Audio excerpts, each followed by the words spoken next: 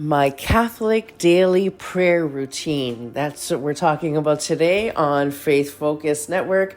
My name is Daniela Bezant, your host, and we've gotten to the point of the podcast where I'm actually getting messages, questions, and inspiration coming in for new topics that I can cover. And the one question I received was, what's my daily prayer routine?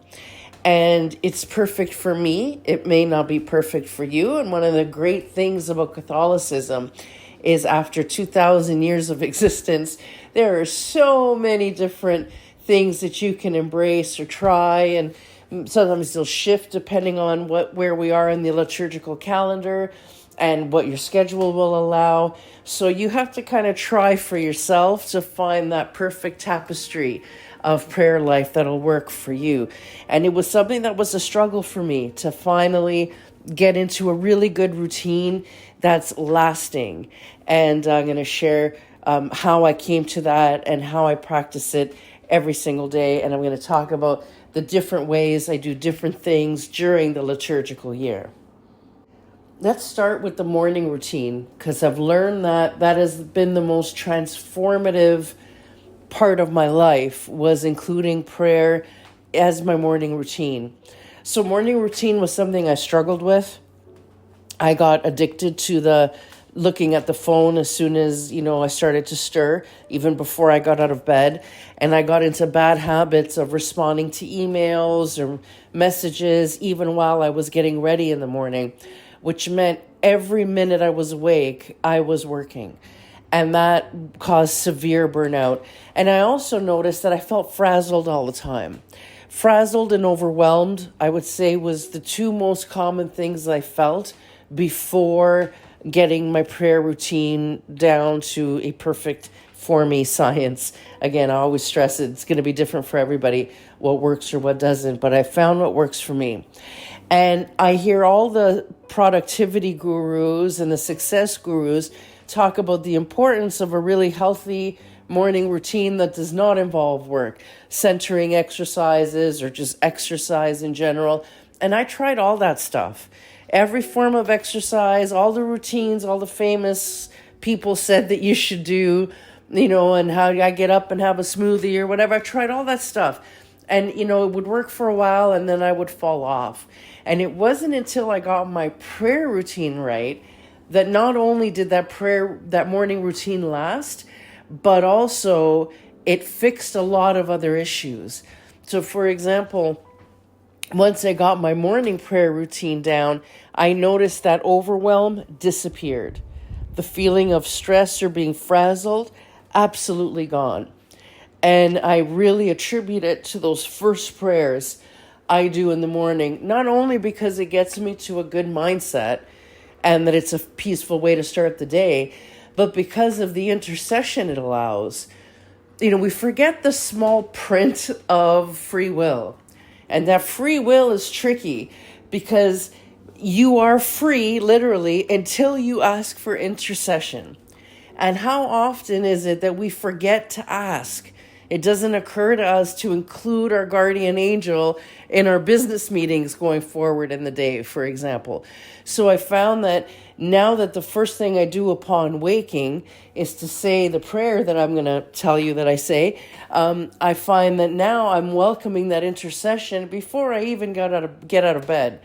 And I notice that since I've started to do that, my days are less overwhelming. They're less stressful.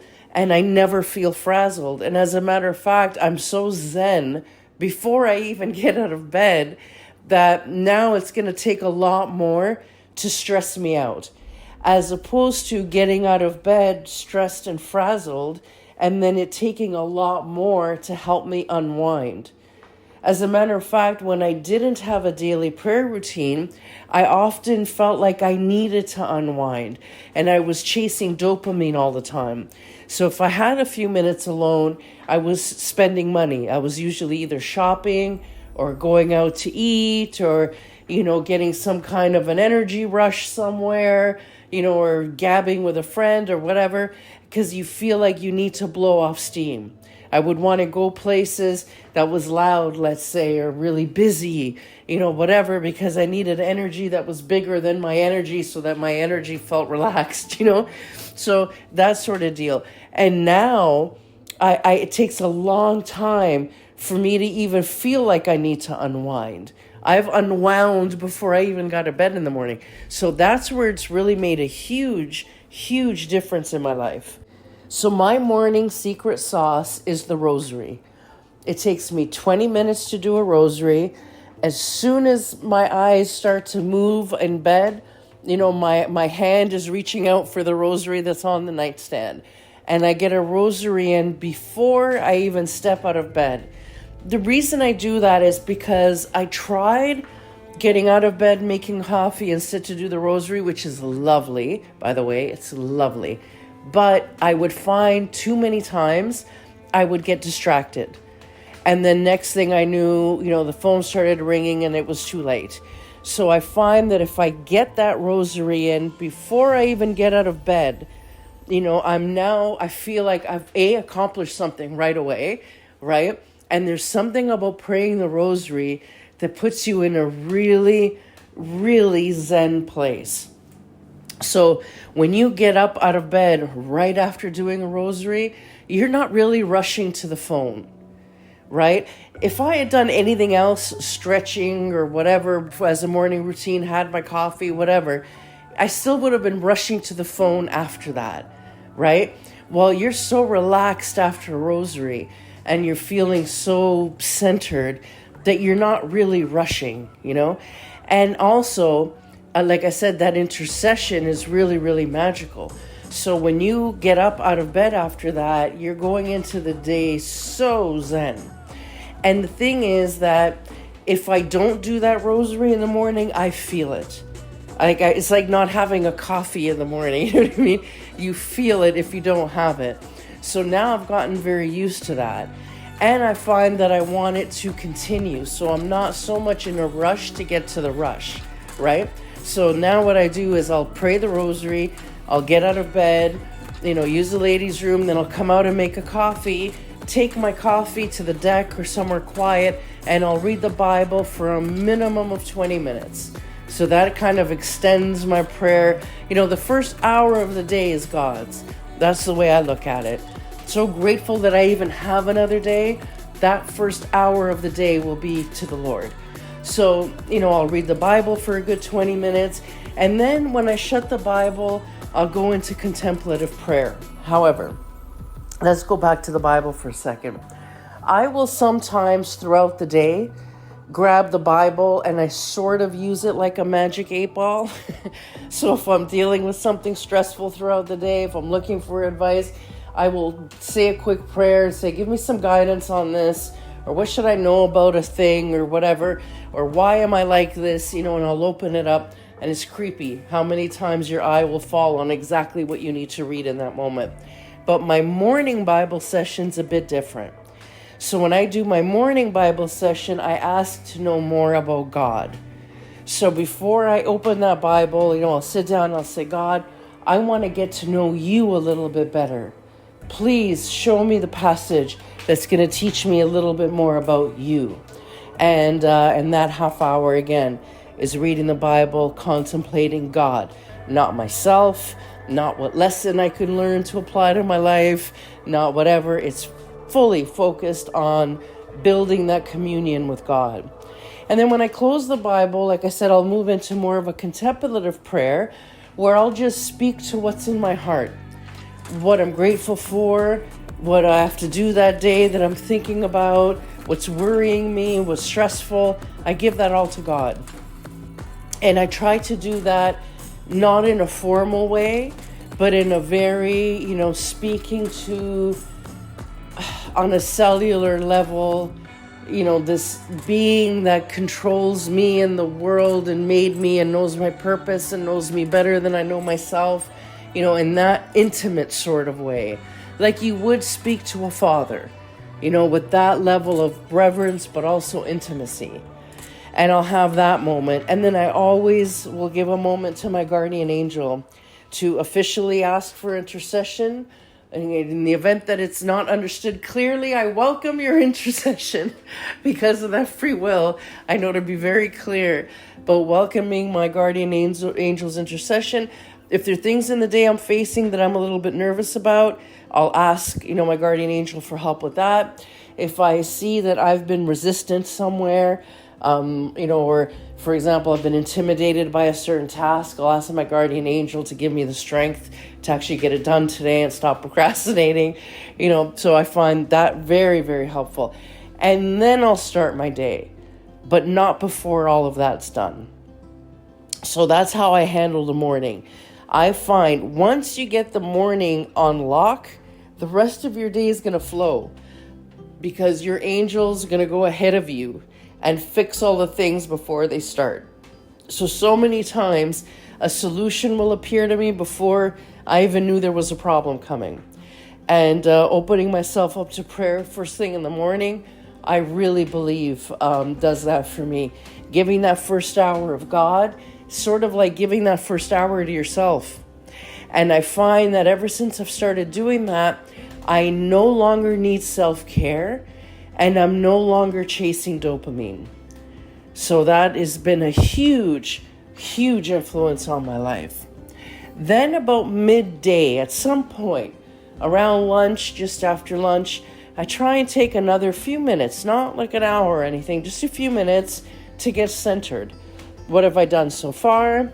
Have I been slacking off a little bit? Or, what issues have I been dealing with? Have I gotten into any kind of bad pattern already today? Did I gossip about someone? Did I get cranky or judgmental? It's almost like a mini examination of conscience. And then, what do I still have to get done today? Where's my energy, my mood at? Have I done anything nice for anybody today? I try and think of things on that level. And then again, I'll say a little centering prayer, maybe a Hail Mary, Our Father, and even the morning for that matter, I'll always get, when I end my prayers, an Our Father or a Hail Mary. I'm trying to get better about praying before I eat. That's something I would like to do better at. And the other thing I'd like to do better at is the inclusion of holy water. It's something I used to do a long time ago. My grandmother was quite obsessed with holy water, actually, so we had it everywhere. She put it in our food. She made us drink it every day like a vitamin, right? My grandmother was really into the holy water. And for us, it was cultural, and she never really explained why or what it did. As Italians, it's just what you do. No one ever really knew why. And now that I've learned that there's actually blessings that come with the using of holy water, that if you sign yourself, which I've learned even, so many things we take for granted that we don't even know why we do them, like the sign of the cross. I assume that was how you open and closed a prayer. I didn't know that in and of itself is a prayer. So when you do the sign of the cross, with reverence, of course, using holy water, it's a prayer. And that will give you indulgences like wiping out venial sin. So venial sin, those are the little sins that you accumulate in between confessions, right? Not the big, big stuff, the little stuff. The gossiping, the white lies, the little stuff. And in that situation, between when it's been a while since your last confession and you've had several of these venial sins pile up, they can become a little bit toxic and habitual. The best explanation I ever heard was from a priest say to me that, venial sin's like having a little bit of dust in your house. But if you never dust, that dust becomes sticky and turns to grime and cobwebs, and after a long time overwhelms your entire house. And, you'll be sneezing and coughing every time you step in there. And that's how he described venial sin. So to have something like holy water nearby, where you're blessing yourself with it every single day, that gives you a fresh start every single day. And it keeps those bad habits from accumulating and then you becoming immune to them, in the sense that you become immune to the knowledge you're doing it. So for example, gossiping. You might slip once in a while, right? Because it happens. But then you'll do the sign of the cross with the holy water and wipe clean. And the next time you go to gossip, you'll think, ooh, let's not do that again. But if you don't, and you keep doing it, then you become almost oblivious to the fact that you're being toxic that way until, it's too late. And at that point, the gossip becomes a pervasive habit. Holy water can stop you from doing that sort of thing. Now, I'll give you another example of how that could work for you too. Also throughout the day when you're having, let's say, a moment of pressure or stress. A situation happened the other day that kind of got my back up a little bit. And in the moment, you know how sometimes you just want to be mad because you feel entitled or whatever? I had that moment I wanted to be mad. And there was a moment where I was tempted to pick a fight with somebody. An argument, obviously, nothing more than that. But I was tempted, and this could have become a bickering situation. It could have become a fight.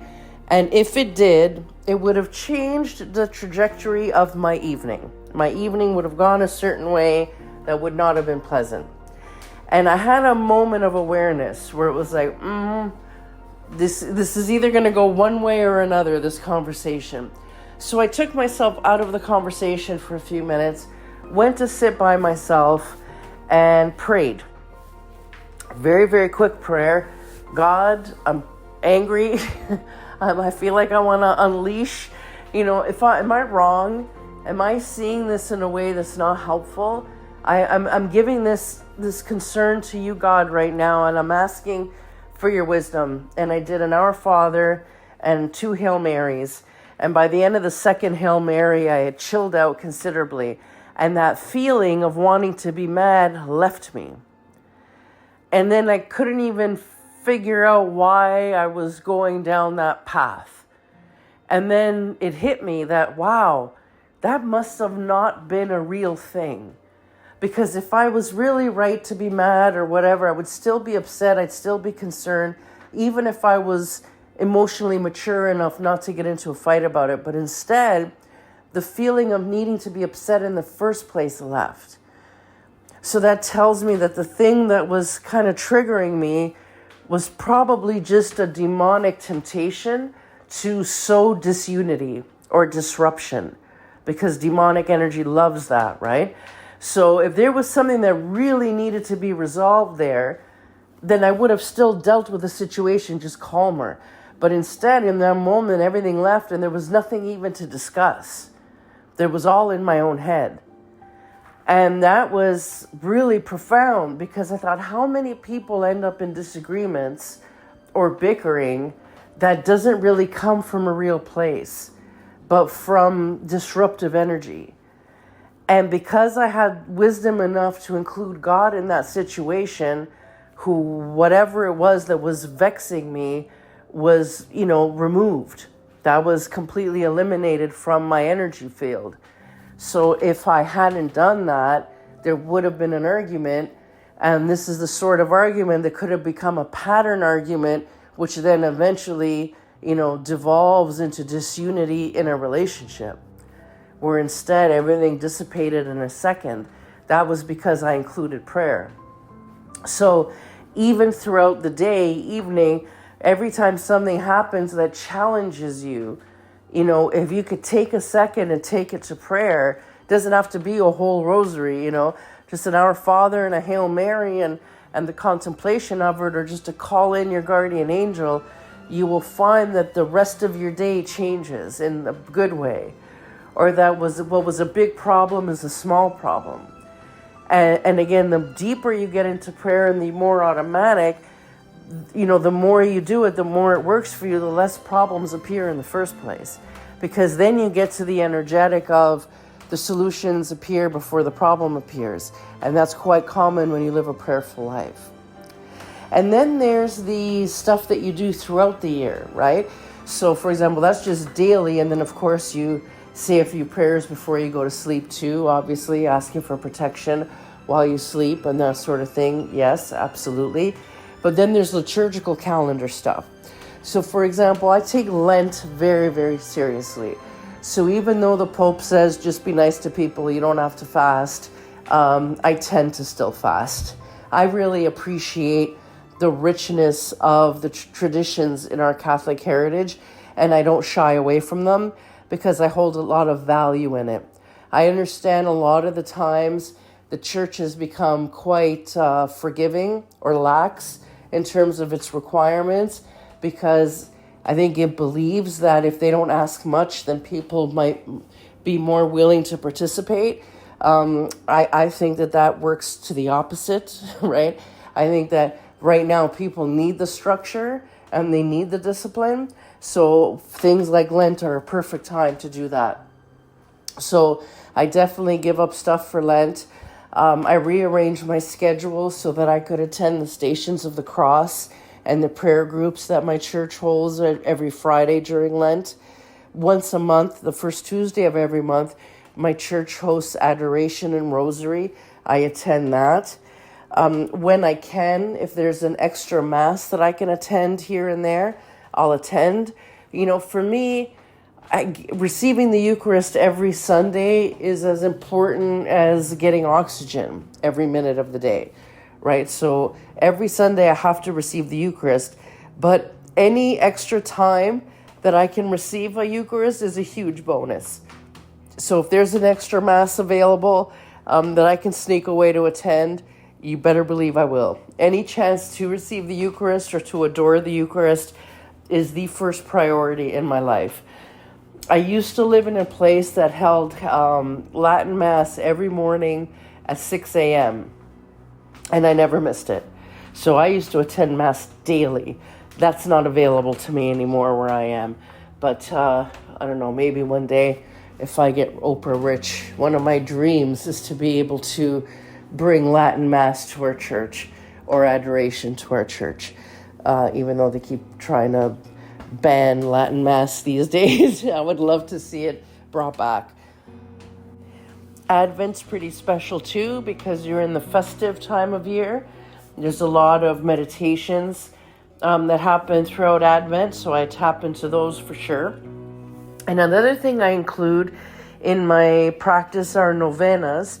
I do them throughout the year, usually when I'm dealing with something that requires extra assistance.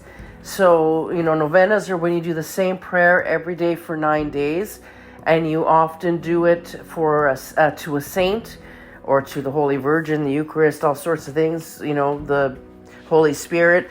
But you do a novena asking for specific indulgence. And depending what's going on, sometimes I do it for myself, for someone I love.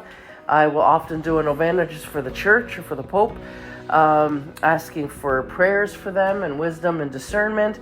So novenas are something that I include, and they really enrich my Catholic practice. As a matter of fact, I'm going to do another podcast just on that alone. The novenas really satisfied the witchiness in me. I'm a bit of a, right? So for me, I love that whole aspect. So when I do a novena, I set up my home altar, I make it really beautiful, and it's very ceremonial feeling. So that appeals to the mystical part of me. So novenas I include throughout the year also. But the big one, I would say the big magic pill for me is doing that rosary in the morning. And if I can sneak another rosary in during the day, hey, why not? That's great too. But if I can at least start my day with a rosary, I've already won the day, right? So then everything you do after that is gravy. So that would be my big piece of advice, is to try to get a rosary in even before you get out of bed. And then you'll feel so accomplished and zen and great, and you'll find that everything else comes so easily to you, including all the other prayer parts you might want to include throughout your day. Okay, everybody, on that prayerful note, be blessed.